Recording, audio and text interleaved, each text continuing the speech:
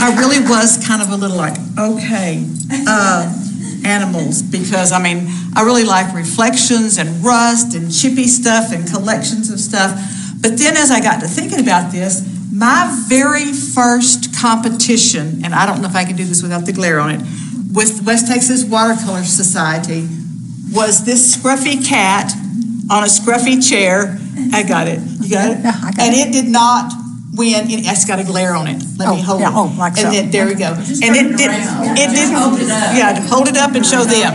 Oh, Turn it around. It did not win anything, and I was okay because I was so new at like competition and stuff like that. So anyway, so that was 2013, and I have advanced a little bit. This is Chaco.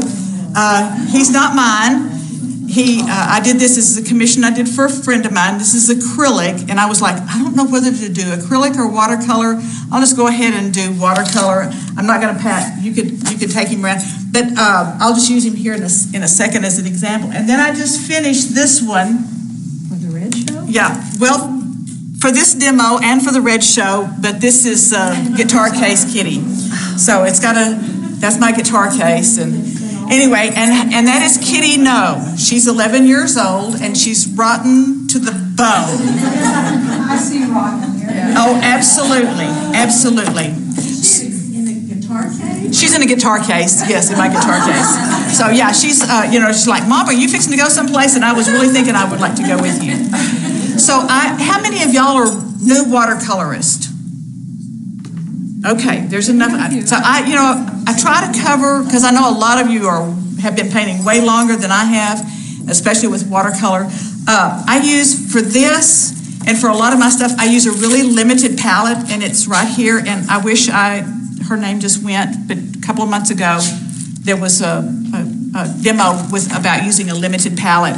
And so I've got Warm and Cool of blues, Warm and Cool of red, Warm and Cool of yellow, and then Burnt Umber. That's going to make my black.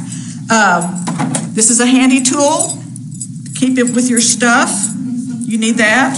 A nice little pair of pliers. Did you see it? Nice little pair of pliers, because those lids get kind of a little cranky sometimes. I have this wonderful, big, huge collection of brushes. Go, Beth, just so you know.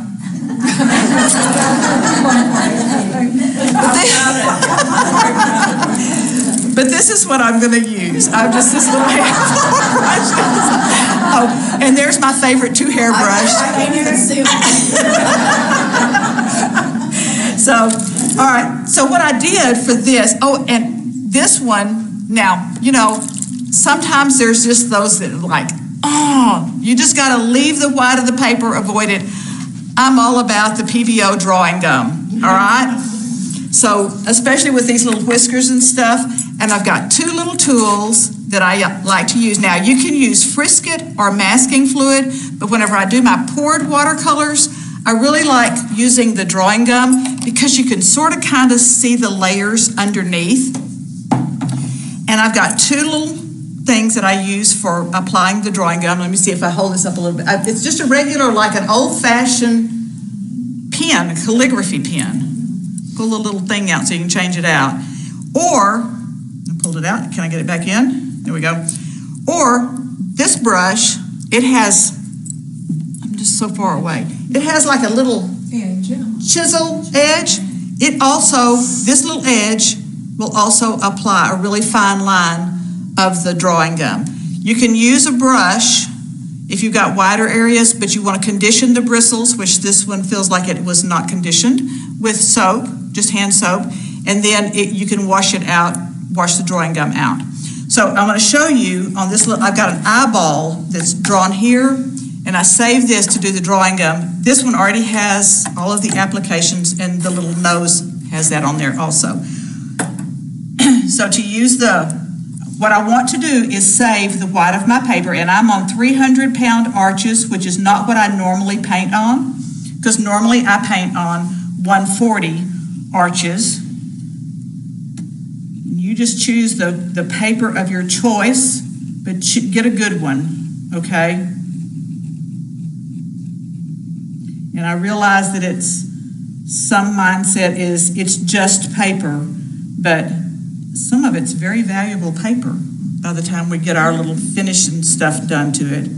All right, that's all of that. And I don't normally do this, but because this is very fresh, I'm gonna go ahead and put this back in here.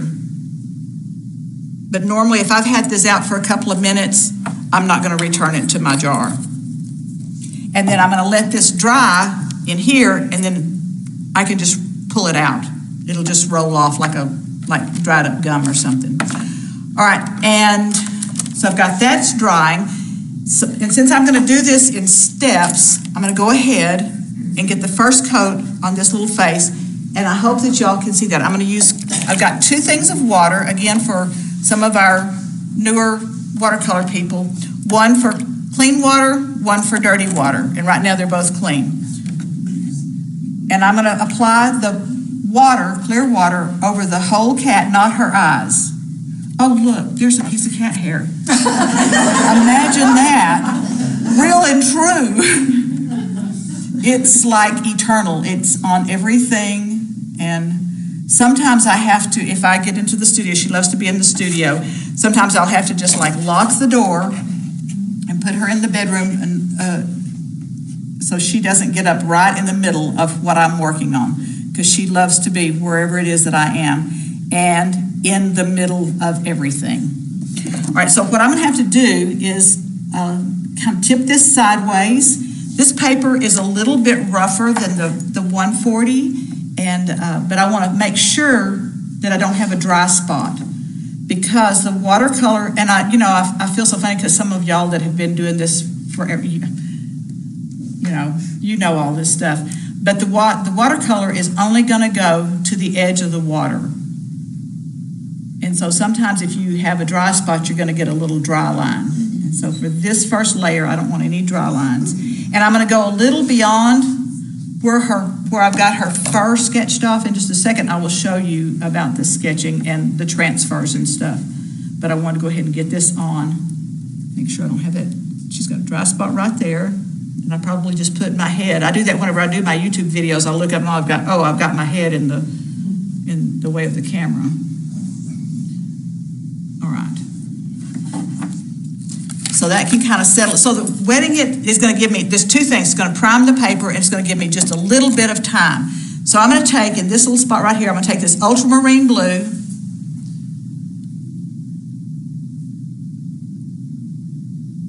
All right, I'm going to use this one for my dirty water.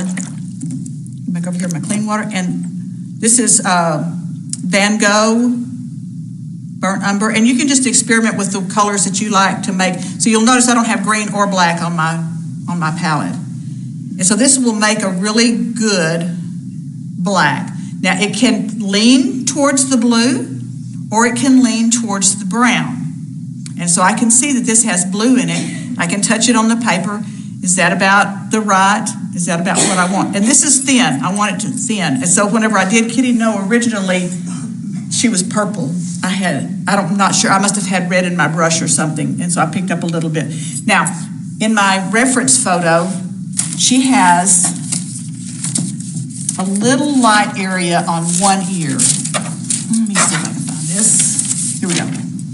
She's got a little light spot right in here, and so I want to leave that, make sure I've got strong shadows here. I'm just going to have to. I just got to jump in. All right.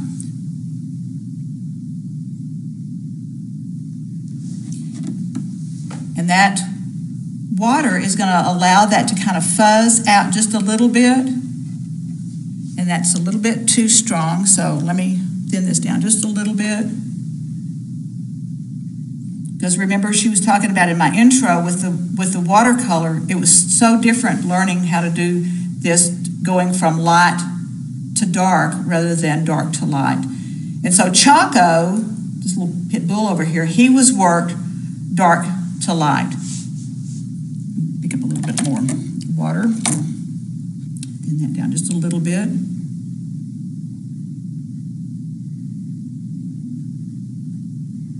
And so you need a good sketch so that you can see what you've got going on once your base color goes down.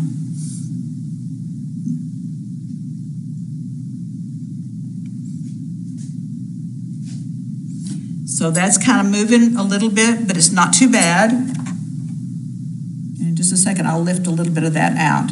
And you could do like a la prima, where it's like almost like straight out of the tube, so you're going to get all that color. When I first started, I did a lot of where it was almost like dry brushing. All right, rinse that off. I'm going to soften that edge just a little bit, so my brush is a little bit on the thirsty side. And I see a spot right there. Now, be careful, because now everything is nice and wet, so I'm probably not going to get a bloom. But if this had started drying some and I came back and I introduced more water into that, I could get a bloom. So as long as you are adding more pigment than water on this, then you would avoid that bloom. Let me see, I had another piece of paper. There it is. And I'm going to lift out just a little bit, dry paper towel, just a little bit of that. And I'll probably come back and put a little bit more in. All right, so while that's drying, one of the things that I do, here's my reference thing. Sometimes, and I do know how to sketch. I don't do it a lot. I used to do it a whole lot, but so I will manipulate my photo until it's the size that I want. Then I've got this is a little bit bigger so I can see a little bit more of the detail. Oh, and then I also have a sketch that I've done so that I can, if I lose my way, then I can come back and just kind of see, okay, have I got this? Is my eye still the right shape? Is the curl of the hair in the right place? It'll just help me to regain my balance in case I lose my balance. So I'm going to put that, I'm going to flip that there. All right, I'm going to show you something real quick. Like I said, it's not really my favoriteest things to do, but this was the first watercolor that I did. Lucy and Bevo. I've got it. I got it. Lucy and Bevo. And so it was the first pet portrait that I did. So one of the things about this, whenever you're doing a pet portrait, how are you photographing your animal? I mean, I've got like a gazillion pictures of Kitty No, and all kinds of different ways. Some of them are interesting, some of them are not. Some of them she doesn't do what she's supposed to do. Anyway, so you can tell from this one that it's just, she just took it. And so many times when somebody asks me to do a pet portrait, how many of y'all do pet portraits? How many of you have painted dead pets? I mean, almost always they wait to get the pet portrait done after their animal has died. It's like, Anyway, I'm not for sure what all that's about. So this little horse pet also, and it was a retirement gift, and it's called Looking Back. This is Nancy's pup, and again, it's one of those, it's like it could have been an interesting photo, but the angle, how she's got it, it's like, is that going to be good? I mean, because you got to use the same rule, the composition stuff. So this one, this is Tucker and Gus. Yeah, you got that? That's what I had to work with. So I blew it up. Yep, there's Tucker and Gus. We got a pink tongue and a light nose. Anyway, okay. So I'll show some more of Tucker and Gus in a second. Let me go ahead and move on. All right, now then I'm going to go ahead and use this brush. I'm going to wet this again. But I'm going to bump up my pigment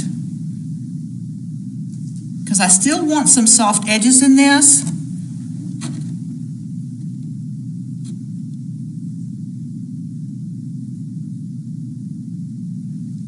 Oh, and I won a first place yesterday with my grandma's buttons. Yeah. Yay. Put it on the website. All right. On the newsletter.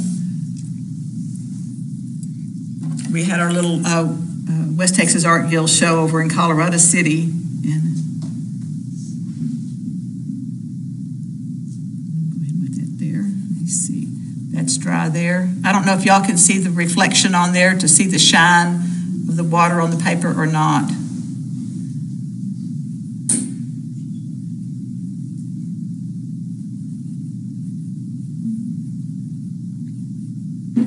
All right. So as I look at, and actually, I'm going to use this one, this black and white to go, so I'm just, working with the values and stuff. And I'm going to, this is a dagger brush, and I'm not going to go to my tiniest one yet, but I'm going to add a little bit more pigment to this. You're going to have to get your magnifying glass. Give me a little bit more pigment of this burnt umber. All right. Maybe a little bit more of that.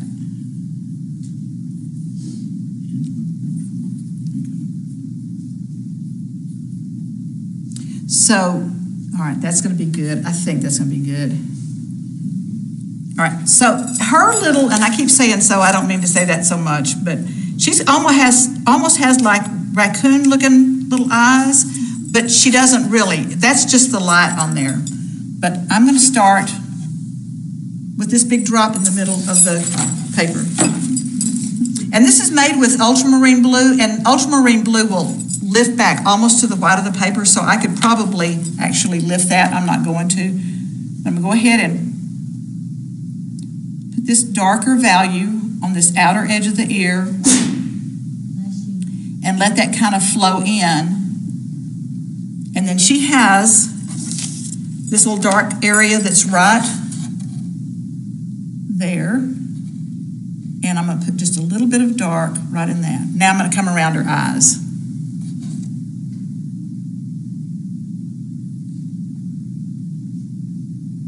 She is so funny because sometimes when she'll come get in my lap while we're watching TV, and I'm in the recliner, and she'll meow at me. She's long. She's 15 pounds, and she's solid. She's not fat, but she's really solid, and she's very long, and so she'll kind of yowl at me. And what she wants me to do is put the recliner up so that she can stretch all the way out her length. She'll look up at me and like, what are you doing? You need to put your feet up a little bit. So I'm going to pull this out. I'm not going to paint every exact hair, but I'm going to pull this out enough to kind of give the indication of fur. And it's really hard for me to move away from that, to like not paint every hair, but I actually can do that. For some of us who've never used a dagger brush, what does it do for you? Okay, so because of its shape, if I wanted to do like a really wide, I don't have enough paint on there, a really wide area, I can lay it on that long edge, or I turn it over on just the tip of it.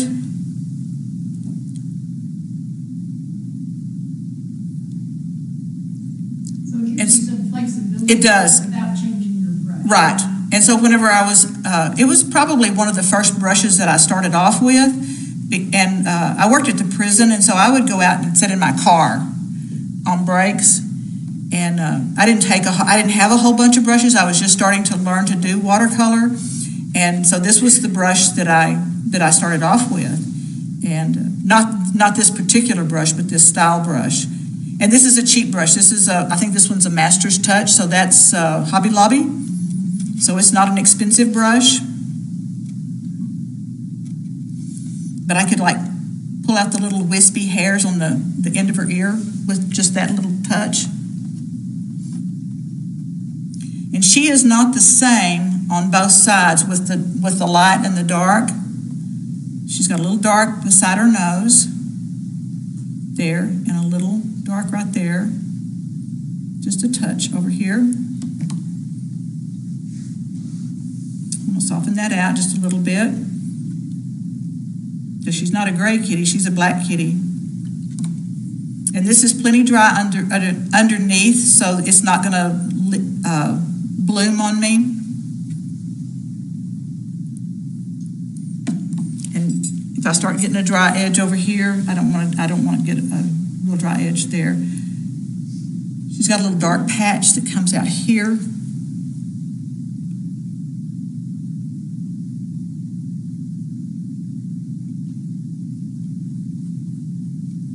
So, you know, whenever you're doing the pet portraits, of course, if somebody gives you a portrait of their own pet, a photograph of their own pet, then you're just kind of stuck with what they've got going on.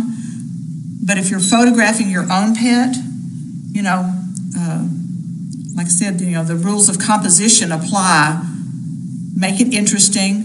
I brought my laptop. There was a couple of other pictures of her where she's not looking at me. She's same position, but she's looking away. She's looking outside of the guitar case. But I decided that this was the one that I wanted to do. But either of those other ones would have been pretty interesting. But rather than her just laying, you know, in my lap or something like that. All right, she's got a little dark area under her chin. So catch that.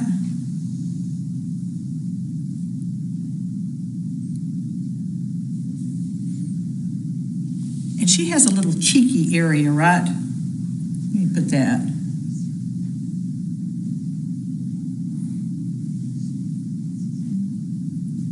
Need to darken this just a little bit because this is not my darkest yet. I've still got this much to go over here.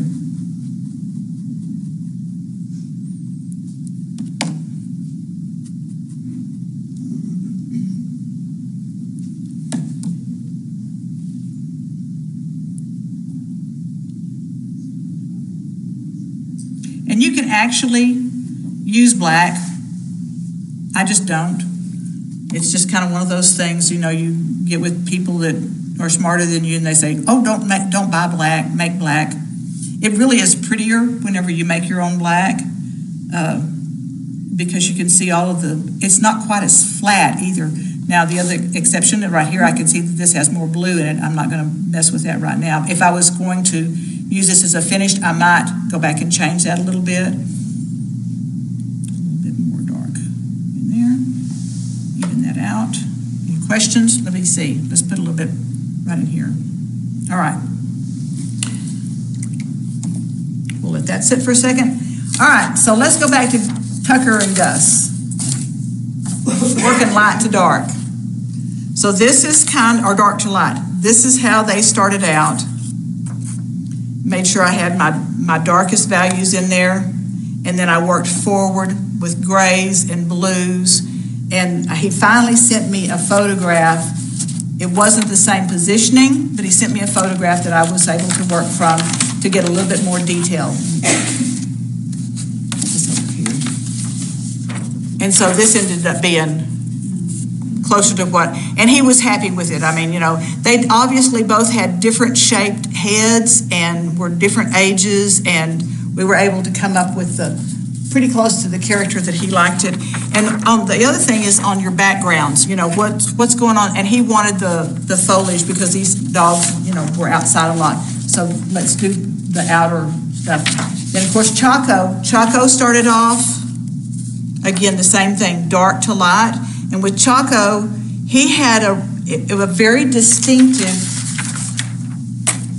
curly coat. So we definitely, but I did not paint every hair in this curly coat.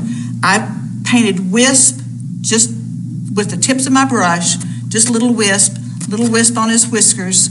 And the light in his eyes is a little on the harsh side, but that's how it was in her photograph, and that's what she wanted. All right.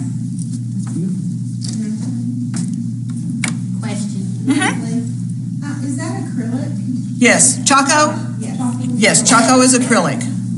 And a lot of that depends on what the customer wants. Are they wanting acrylic or oil, or watercolor?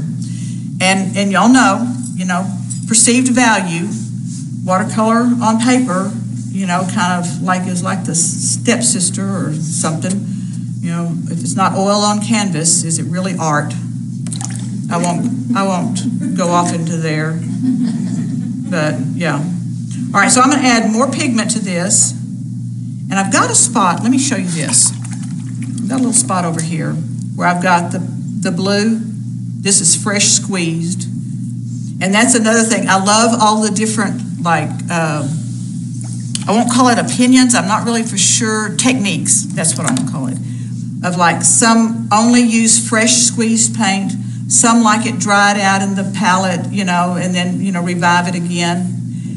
Whatever it is, you find your voice, you find your technique. As I'm mixing in here, I'm not pulling everything all in there at one time. I can pull some more blue into that, or I can reach over here and get some more of this umber to get that shift. And I'm also getting more pigment. So while I'm doing this, for some of the new ones, whenever you're painting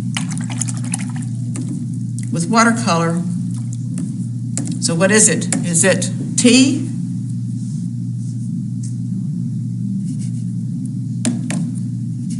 The consistency of tea?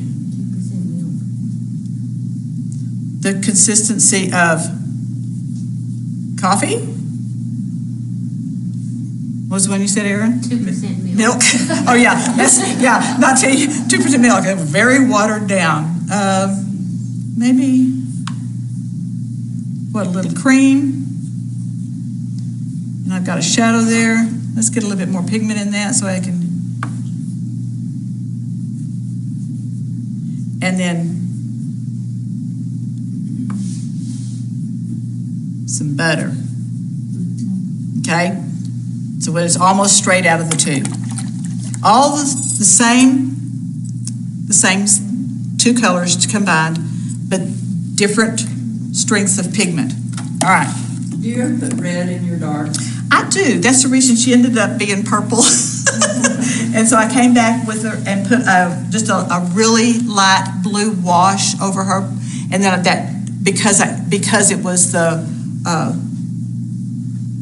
I used the organic vermilion is my warm red, and I had put that in there, and I just didn't pay attention. And once she started drying, it's like, oh, she's purple. Yeah, so that blue and red did that. Yeah. And with the ultramarine, with the burnt umber. Sometimes red warms up dark. It does. And sometimes I do put that in there. And a lot of times whenever I'm doing my poured paintings, I'll definitely use the blue, the red, and sometimes the burnt umber to get those really nice dark values in the background. All right, so this time,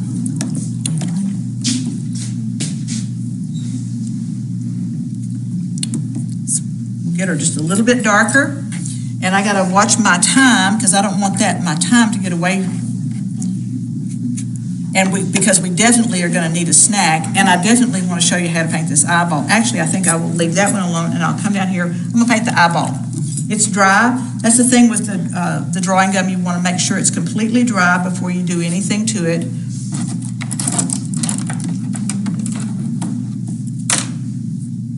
Thought I was going to get the little bitty brush. How long do you usually let the drawing gum dry?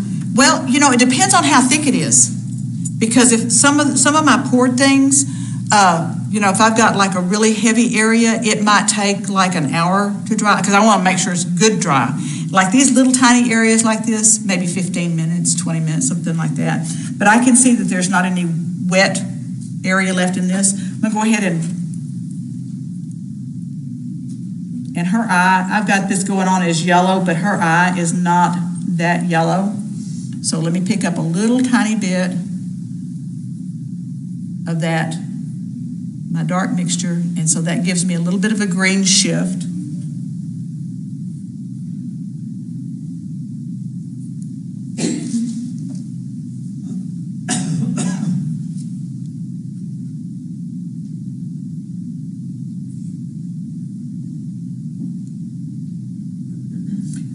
And I do know this, whenever you're painting animals like horses, depends on like the scene or whether the animals are support animals or whether they're the main thing. But the muscular structure makes all the difference in the world in getting a good animal painting. If the animal is the focal point, like the horse,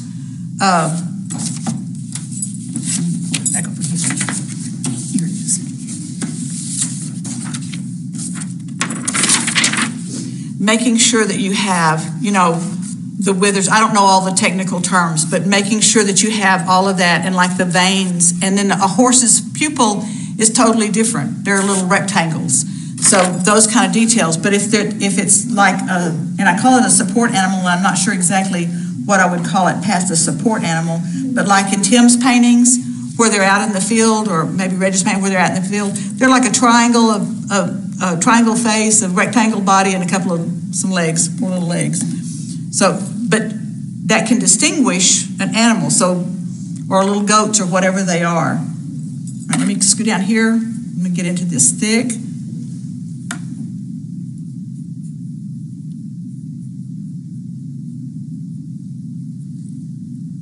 All right, and looking at this, I'm going to go ahead and come to this one.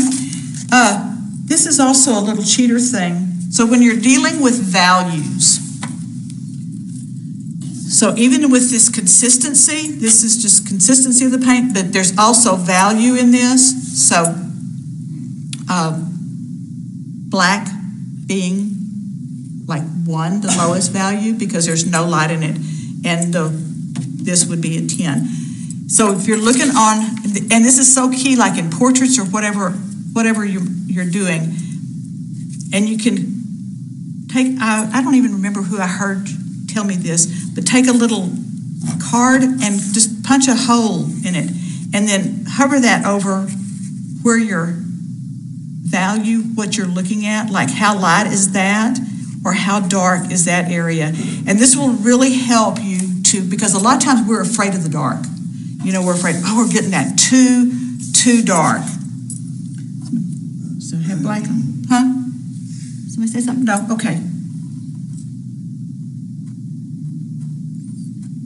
So this is super dark now, a lot of pigment. And I'm just painting off of the tip of that brush.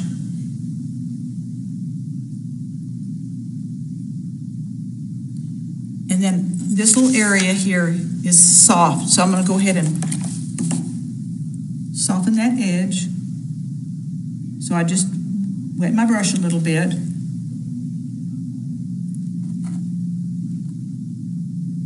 And let that watercolor move over into that water that I just put on there. I'm not putting too much water on there, not putting a whole lot of water on there. All right, and then around this eye,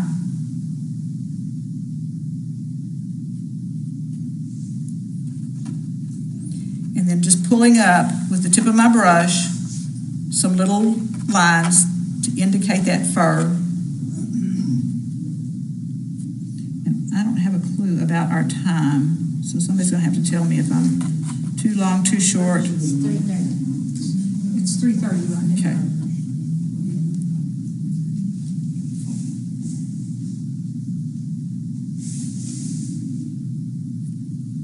And I haven't done a whole lot with this little nose yet, but I'm fixing to.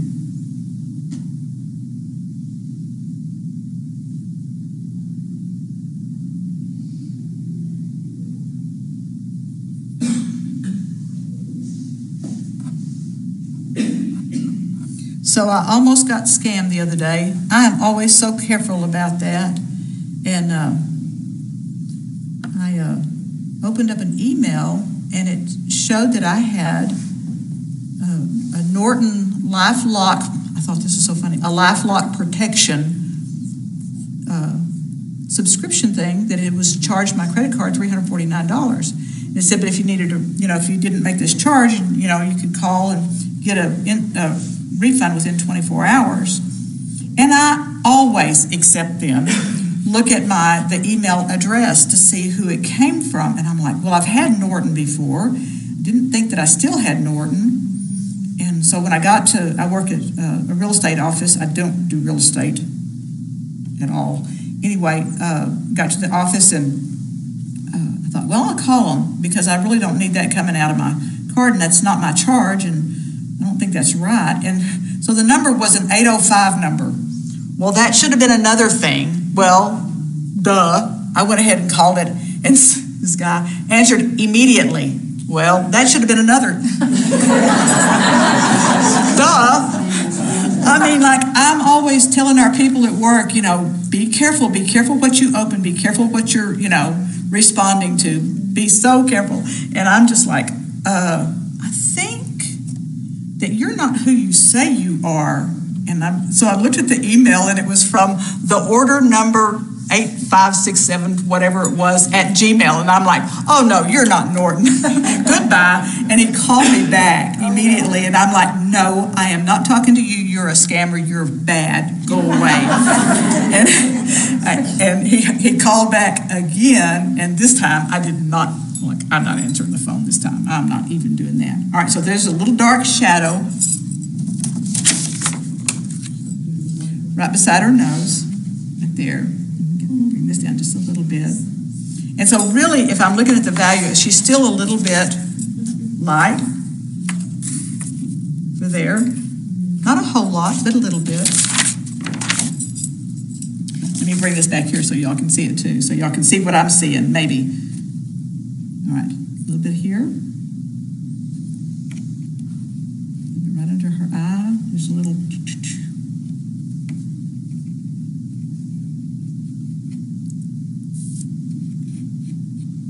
And so just, you can always, it's always easy to add more. Sometimes getting too much on to start off with is pretty hard to go back and correct that. You get this little bit right here beside her nose.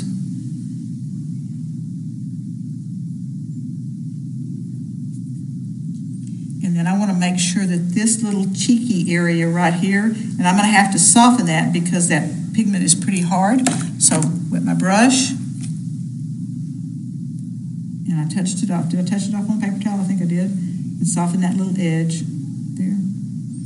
And then, right under here, it's dark, right underneath her little lip.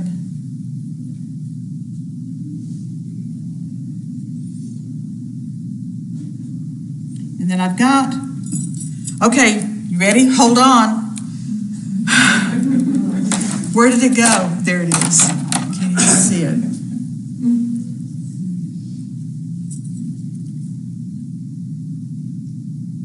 Right there.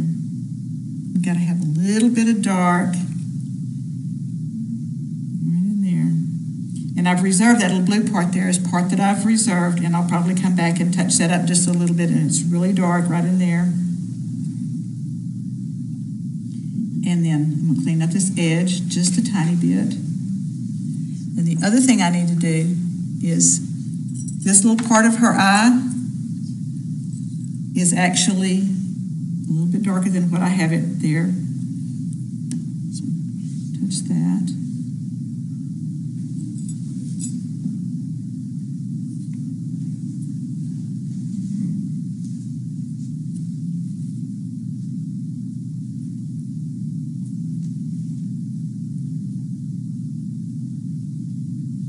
And I'm still not painting every little hair. Just a few little details is all.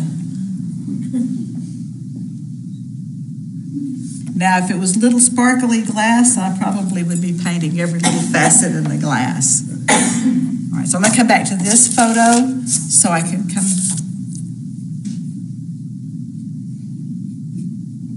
Oh, I know the other thing I was gonna show y'all too.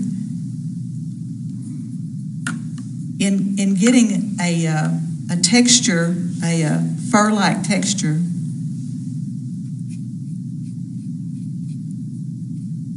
and I may have to come over to the plain paper to do that.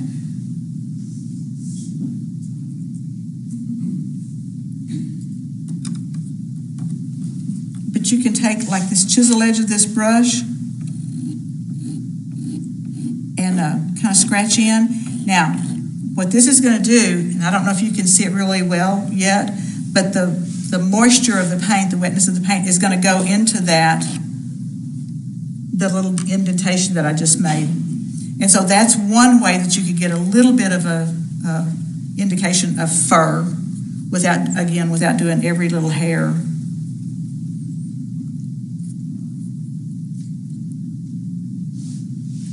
Back up underneath this chin.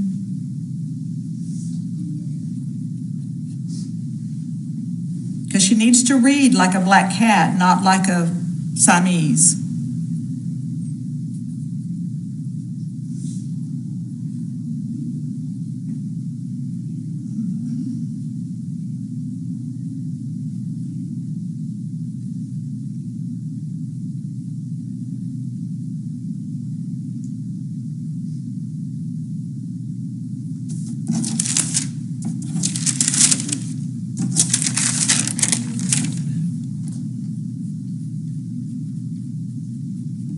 All right.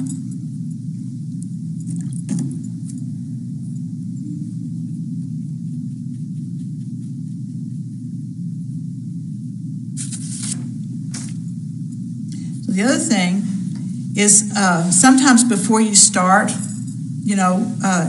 like I've got this little nose study over here,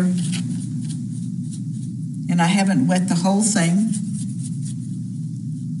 Taking the color that's on the brush and a little bit of here. And you can do, like whenever I'm on my computer, I could pull up the pictures, except that Gus and Tucker, to get some more detail. And it's not so much like, okay, what am I missing? What are the highlights that I'm not seeing or the shadows that I'm not seeing? And so that can be really handy to go ahead and just bring that picture up larger so that you can tell what you've got going on, even if you're going to paint it smaller.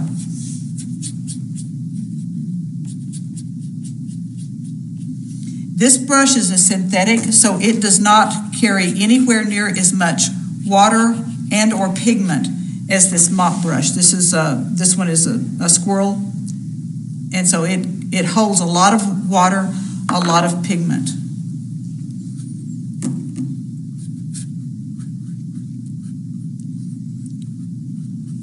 And I know that that's going to be darker up here, so I'll go ahead and put a little bit of that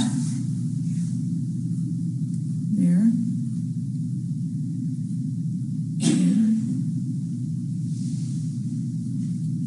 And I'll just let that just kind of move and do what watercolor likes to do, which is go sometimes where you don't want it to go.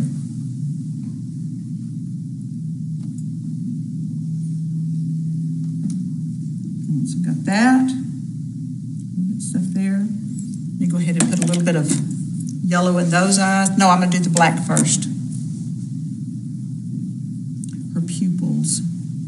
And then we will have a snack. I'm going to get the pupils and we'll have a snack, and then we'll come back and finish this. And that might be actually too small of a brush.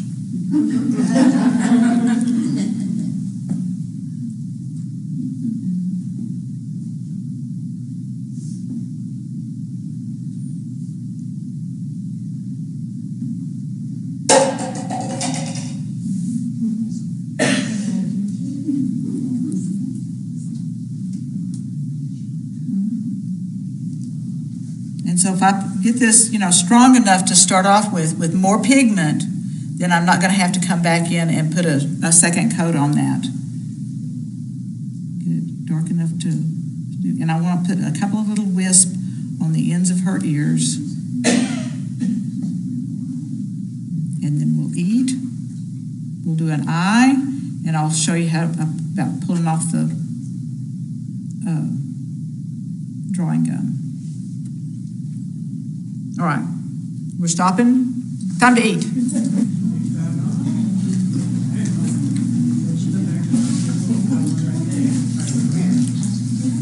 Whenever you're All right, I'm going to go ahead and, this is dry, but I'm going to go ahead and put a little bit of this lighter gray. Yeah, I'm waiting for this part to dry, and then I'm going to show you up close what I'm working on.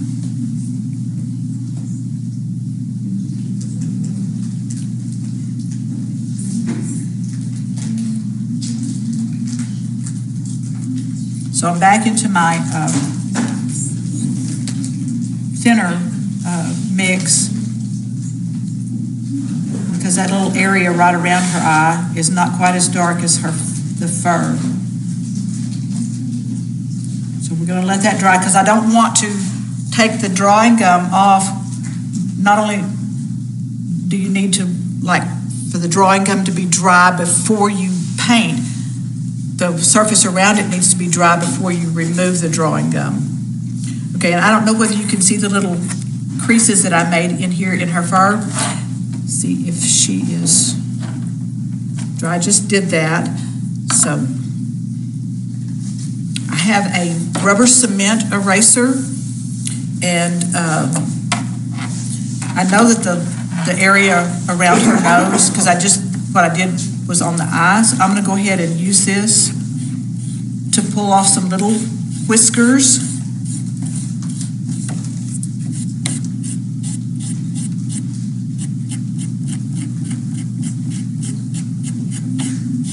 Doing that on the paint, you're using an eraser on the paint.